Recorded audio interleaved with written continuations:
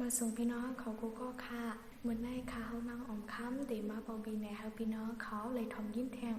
ความอันห้องซื้อวะต่างหักกอดผานอันนั่งห่มโดนห้องไว้สีตีมาผักตอนหาพี่น้องเขากะค่ะเพราะพี่น้องเขาถมยาวเลยเจอความหัวในไหนเจออย่าไปลืมทำไลค์แชร์ให้ได้ก็เขาเจออะไรเท่านั้นค่ะเนาะตาตีหันไลค์วิดีโอเมื่ออันคาติดตามมาทางนั้นก็อย่าไปลืมกว่า subscribe ไว้ดีข้องYouTube เขาค่ะเนาะยิ้มจุ้มผู้ปัญหาเขากูก็ค่ะมือสูงค่ะ